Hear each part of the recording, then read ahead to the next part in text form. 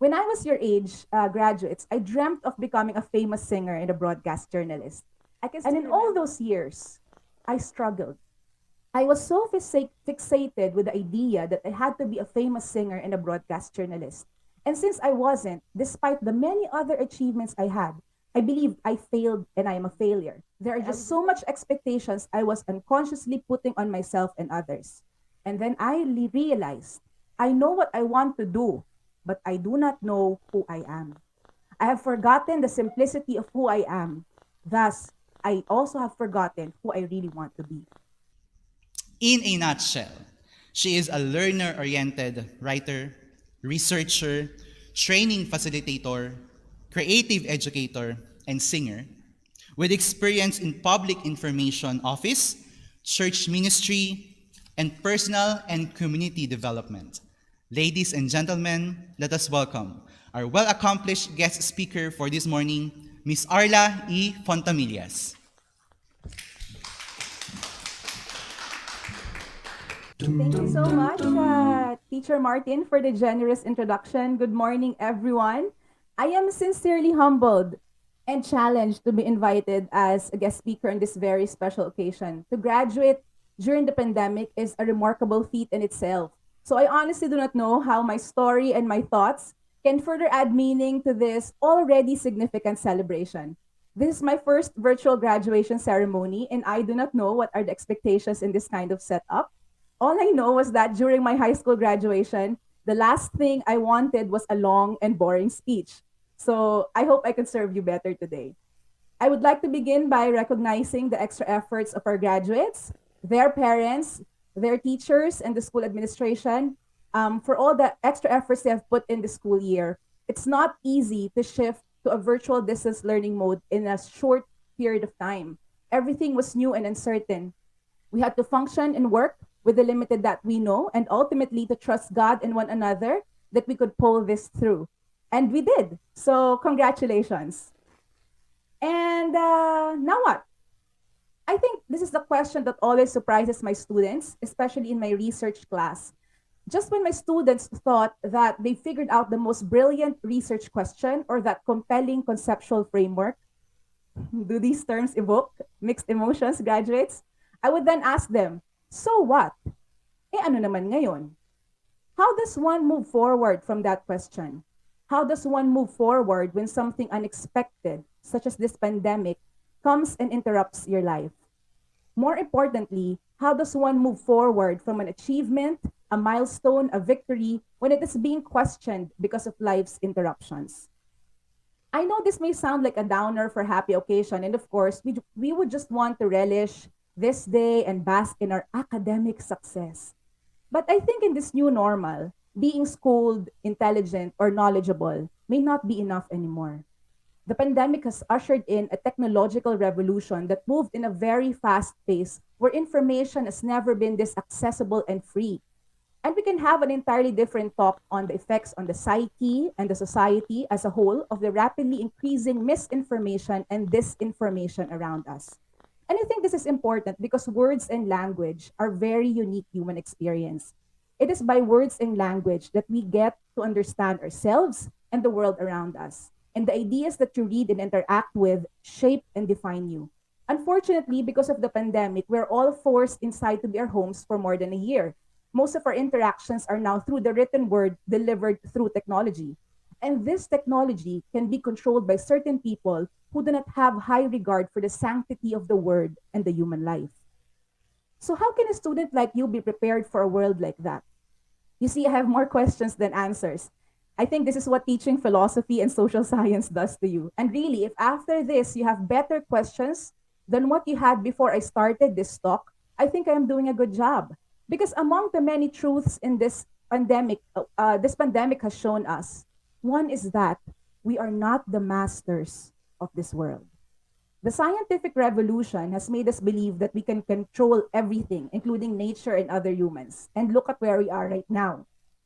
While I adhere to the scientific process and the protocols of academic rigor and investigation, which I think are very, very important, I do not agree that simply because we can manipulate things around us, including our realities, is that we should do it however and whichever way we want it.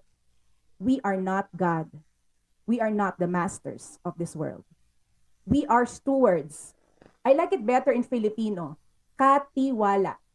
Let that sink in. Katiwala, partakers of trust.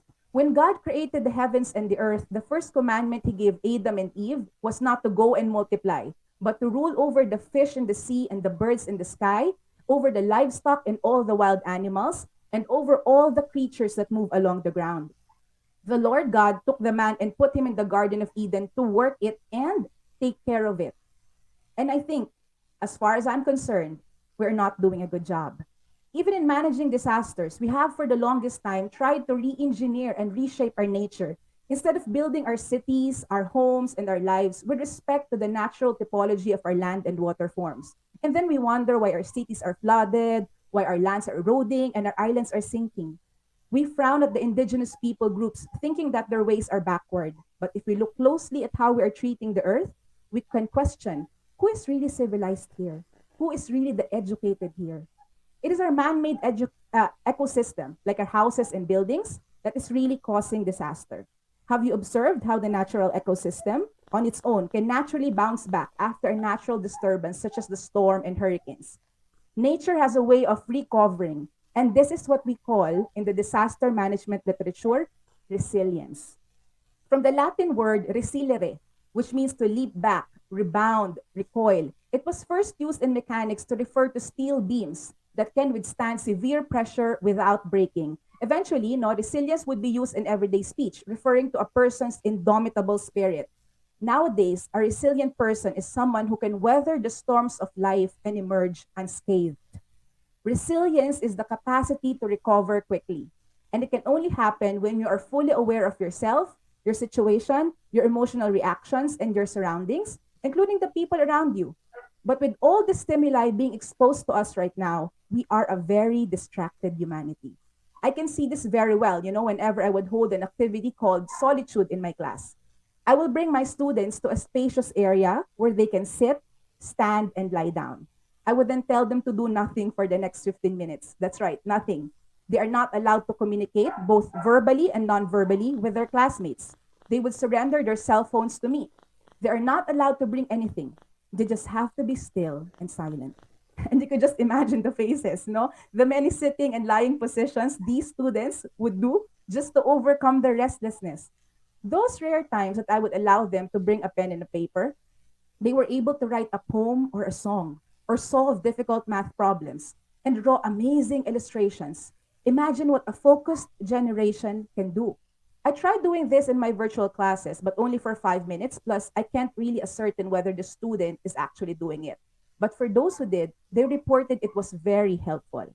And I just love how the pandemic has forced us to stop and reflect. We were placed in a mandatory retreat with our family within the confines of our own homes. And what we experienced during that time reveals to us the true state of ourselves and the most important relationships in our lives. Yes, even our relationship with the money, food, our bodies, our work, and our neighbors. When things are stripped to the bare, who are you? When the things that give you glory or shame are taken away from you, who are you? The question is the key. This question, who are you, is the key to be resilient in the new normal. And only you can answer that.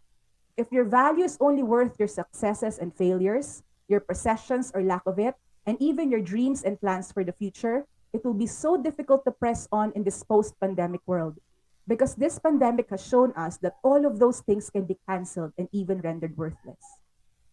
When I was your age, graduates, I dreamt of becoming a famous singer and a broadcast journalist. I can still remember what I wrote in our yearbook. Let me quote: I will be a brilliant broadcast journalist and a contemporary Christian singer roaming around the world preaching about Jesus, unquote. Brilliant, right? Because almost 20 years after, I am an author of a book called Letters from Tatay, a memoir of my childhood as a daughter of an OFW, overseas Filipino worker. I am a freelance writer, researcher, a community educator, and a corporate trainer. I never got a job in a big media network. The closest I had ever been to as a broadcast journalist was becoming the head of a public affairs office of a government agency and a volunteer anchor of a Christian radio station. Meanwhile, I was able to record two contemporary Christian songs in 2006, and I never got to record another one again. Maybe this year, who knows? And in all those years, I struggled. I was so fixated with the idea that I had to be a famous singer and a broadcast journalist.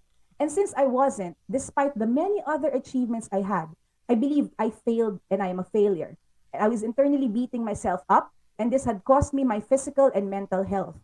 I had to go through 13 doctors, including a psychiatrist and a clinical psychologist, who can only tell me what was going on in my body but cannot explain why it happened.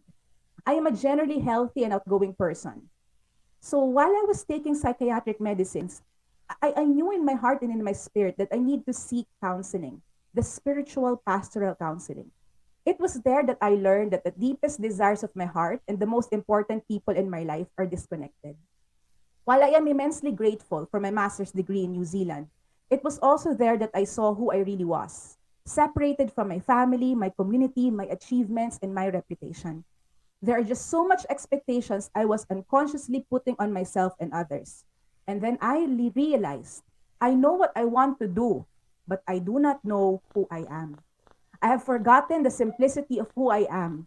Thus, I also have forgotten who I really want to be.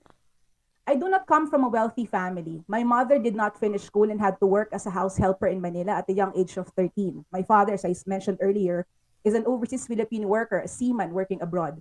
So just like any Filipino family, we highly value education as a key to escape poverty.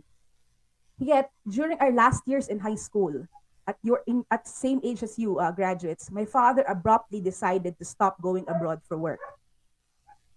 I remember I had to walk from UP Diliman to our home, which is around 8 kilometers, because I used up all my allowance to photocopy the readings for a course. My experience, of course, was not the worst. I saw firsthand a student crying in front of a professor as he was dropping his classes because he could not afford to pay the miscellaneous expenses anymore. It was a challenging time, but my father taught me a valuable lesson about what really matters in life. Even that meant a totally different new normal for all of us, for the entire family. I will be forever grateful that my father, during our teenage years, made that difficult choice to be physically present for us. We send our children to schools, we go to school so that we can have the tools to see the world truthfully and be able to have a fair chance at life. Yet we do not realize that the students right now are being manipulated into accepting one specific point of view with the goal of serving a particular group's interests. You know, this is a related phenomenon that I am watching right now and is escalating in the world post pandemic, which can be attributed to social media algorithms. Education has sadly become an instrument of a very dangerous form of marketing and propaganda. I understand that we only want the best for our children. But sometimes, we equate the word best with big, grand, many, multitudes, resulting in exhausting competition and endless comparison. And this is where I believe Christ, his life, his values remain the single most revolutionary idea even in the post pandemic world. When everyone wants to be the best, the first, the great by acquiring, achieving, and conquering, here is a man who, being in very nature God, did not consider equality with God something to be used in his own advantage. Rather, he made himself nothing by taking the very nature of servant, becoming obedient to death, even death on a cross. I also have my fair share of doubts about God even until now. And I think we should welcome them. Doubt is not the opposite of faith. Certainty is the opposite of faith. When we think we already know, that is the time we do not really know. Christ did not insist on an agenda. He simply loved people. And by loving them in the sincerest and most genuine way, the disciples discovered their true worth, their true value. In the same manner, true education increases our awareness of ourselves and the basic values of life, with the goal of helping us to make decisions on our own. So that wherever we go, graduates, whatever new normal life throws at us, we know how to be open, flexible, and adaptable to change without compromising and neglecting who we really are. Graduates, we are created by God, through God, and for God. I cannot see any other way for a person to be intentional, driven, and focused in a world that is marked by uncertainties and anxieties, other than recognizing a power and a purpose beyond ourselves. We are created for a purpose. Whether you want to be a doctor, an IT professional, a writer, a teacher, a public servant, an engineer, a lawyer, a mom, or a dad, and if I was not able to mention your life role, just leave it in the comment section so we can read it later. You can use that to heal a broken and hurting world. We all need the help we can get now. What led to my healing, and now surprisingly, my life is thriving. No, it's very alive even during the pandemic. Is that I know who I am and what I value and what value I can give to the world. If you know who you are and what is your value and what you value, you will not compare, you will not compete, you will not conform. As I close, allow me to reintroduce myself the way the indigenous people in New Zealand do it. They call it whakapapa, and it goes like this. I am Arla Encienzo Fontcamillas, daughter of Arthur and Teresita, from the coastal communities of Romblon and Leyte Islands. And I just really want to tell stories and give information to help people make wise decisions. Whether as a singer, a broadcast journalist, a community worker, a corporate trainer, a writer, a book author, a senior high school teacher, a friend, a sister, a daughter, and now a graduation speaker. I pray I have served you well today. Congratulations graduates, congratulations parents, congratulations Charis School. Mabuhay po tayong lahat. Magandang umaga po. How did I remember when I did not know the pain?